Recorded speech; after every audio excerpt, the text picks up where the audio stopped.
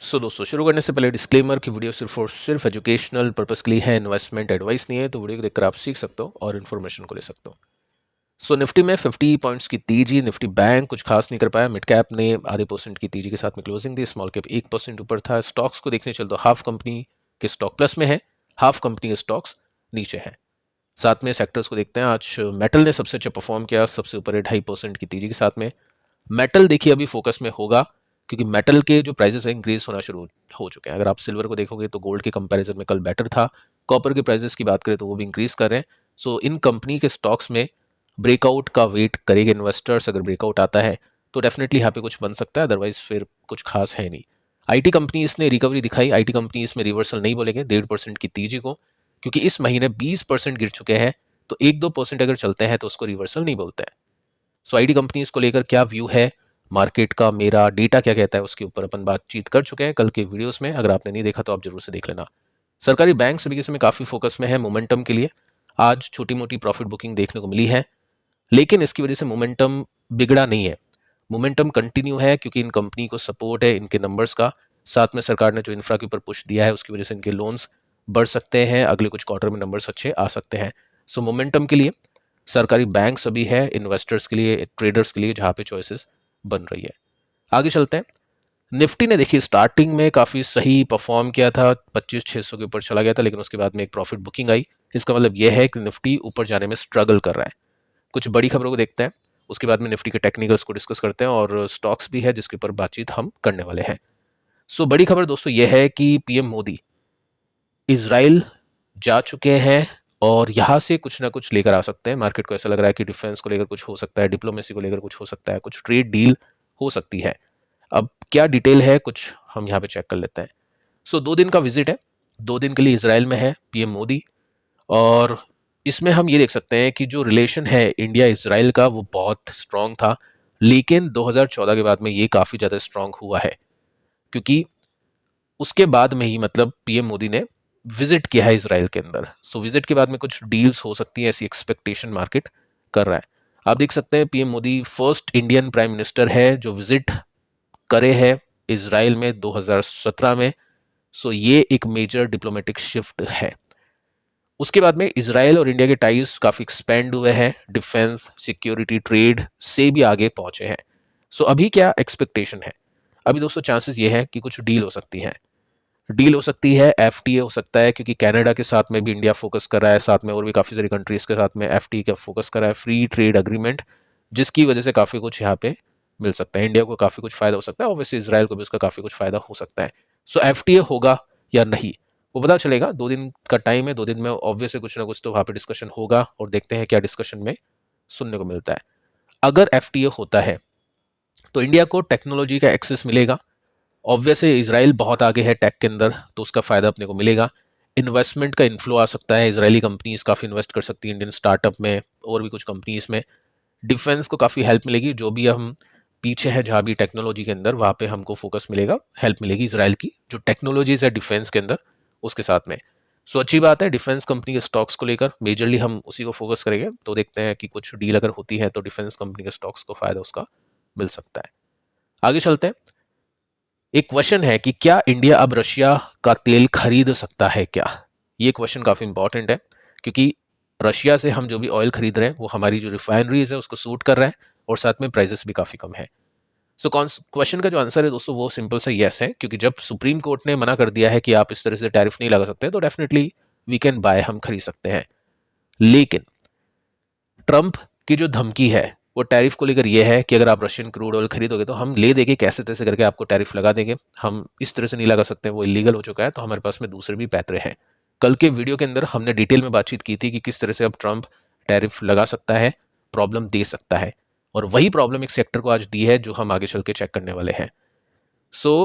यहाँ पे pressure just यही है इंडिया के ऊपर कि इंडिया रिड्यूस करे, इंडिया बाय नहीं करे। और इंडिया का भी वही एक रिएक्शन है कि इंडिया ने रिड्यूस कर दिया काफ़ी ज़्यादा, बट उसको ख़त्म नहीं करेगा इंडिया रशिया से तेल खरीदना। ये एक प्रेशर है, लेकिन डेफिनेटली इंडिया रिड्यूस कर चुका है, लेकिन खरीदना बंद नहीं करेगा। यहाँ पे आप सिंपली नोट कर सकते हैं कि कुछ रिफाइनरीज हैं, इंडियन ऑयल है, बीपीसीएल है, वो कंटिन्यू बाय कर रहे हैं रशियन क्रूड ऑयल, लेकिन बहुत ही कम मात्रा के अंदर। काफ़ी फ्लक्चुएशन है और काफ़ी ज़्यादा कम ये सब चीज़ें हो चुकी हैं। सो निफ्टी को देखते हैं। निफ्टी की सिचुएशन कुछ है वीकनेस की, क्योंकि यहाँ पे जो कैंडल बनी आज की वो एक बेरिश हैमर हम इसको बोल सकते हैं काइंड ऑफ, और सिग्नल यही है कि ऊपर जाने से निफ्टी को रोका जा रहा है। सो प्रेशर में है मार्केट, और जो व्यू अपना बना हुआ था कुछ दिनों से सेम व्यू अभी भी अप्लाई होता है। सो मार्केट अभी के समय काफ़ी प्रेशर में है। इक्विटीज़ के अंदर अभी फोकस काफ़ी कम है इन्वेस्टर्स का। अब देखिए, जो कल मैंने आपको कहा था कि सेक्शन 232 ये टैरिफ से भी ज़्यादा खराब सेक्शन है। इसके अंदर ट्रंप ओवरऑल टैरिफ नहीं लगा सकता है, लेकिन ट्रंप क्या कर सकता है, कुछ कैटेगरीज के ऊपर, कुछ सेक्टर्स के ऊपर, कुछ प्रोडक्ट्स के ऊपर टैरिफ या इंपोर्ट ड्यूटी लगा सकता है। जैसे एग्जांपल मैंने आपको दिया था, एल्यूमिनियम के ऊपर लगाई थी, स्टील के ऊपर लगाई थी सेक्शन 232 के तहत। सो ट्रंप का भी यही प्लान है कि हम इस सेक्शन को यूज़ करके इंडिया के ऊपर टैरिफ लगाए या बाकी जो भी कैटेगरीज है उसके ऊपर टैरिफ लगाए। सो कल के वीडियो में डिटेल में हमने डिस्कशन किया था कि ट्रंप को टैरिफ बढ़ाने का तोड़ मिल चुका है और क्रैश कमिंग सून, यानी कुछ कुछ सेक्टर्स में क्रैश आप देख पाओगे। सो आज जो क्रैश देखने को मिला है वो इंडियन सोलर कंपनीज में देखने को मिला है। सो यूएस ने दोस्तों इंपोज कर दिया है 126% का initial duty on Indian solar imports. Subsidy की जो चिंता है उसको लेकर डिटेल में समझाता हूँ।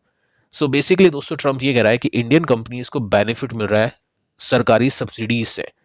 इस वजह से क्या है, इंडियन कंपनी सस्ते में प्रोडक्ट्स बना पा रही है और उस वजह से यूएस के अंदर काफ़ी ज़्यादा सस्ते प्राइसेस पे प्रोडक्ट्स को बेच पा रही है, जो कि अनफेयर है यूएस के हिसाब से, ट्रंप के हिसाब से। क्योंकि इसकी वजह से क्या होगा, एक अनफेयर कंपटीशन वहाँ पे बढ़ रहा है और अमेरिकन जो प्रोडक्ट्स हैं वो काफ़ी महंगे लग रहे हैं इंडियन प्रोडक्ट्स के कंपैरिजन में। सो उसकी वजह से क्या है, अमेरिकन जो कंपनीज हैं उनको नुकसान है। जैसे कि मैंने आपको बताया था कि नेशनल जो सिक्योरिटी पर्पस के लिए ट्रंप ये लगा सकता है, तो उसी का हवाला देते हुए ट्रंप ने टैरिफ यहाँ पे लगा दिया 126% की ड्यूटी।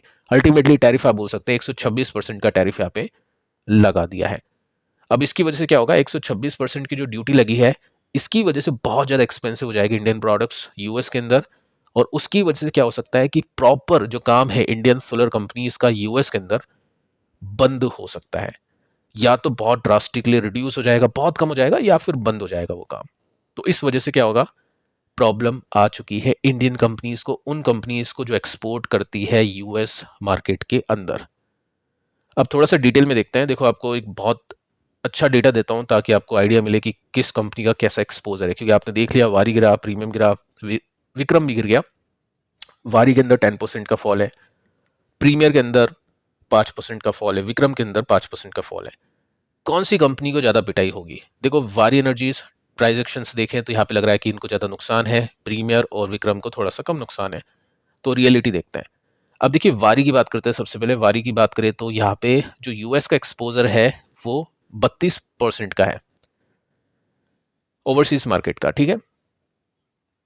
पूरे एक्सपोर्ट का मतलब हम बोल सकते हैं डोमेस्टिक 70% कमाई होती है, 32% बाहर से होती है, और उसके अंदर सबसे जो ऊपर है, जो प्राइमरी डेस्टिनेशन है वो है यूएस, ठीक है। ऑर्डर बुक की बात करते हैं, 60% इसकी जो टोटल ऑर्डर बुक है वो टाई करती है यूएस मार्केट से। सबसे खराब पॉइंट इसकी वजह से 60% जो इसका बिजनेस है, ऑर्डर बुक है ना, वो खतरे में आ चुकी है। ये जानना इंपॉर्टेंट है काफ़ी, ठीक है। आगे चलते विक्रम को देखते हैं, और यहाँ पे जो इसका एक्सपोजर है वो मॉडरेट है, इतना कुछ ज़्यादा नहीं है, रफली 16 to 20% का है, ठीक है।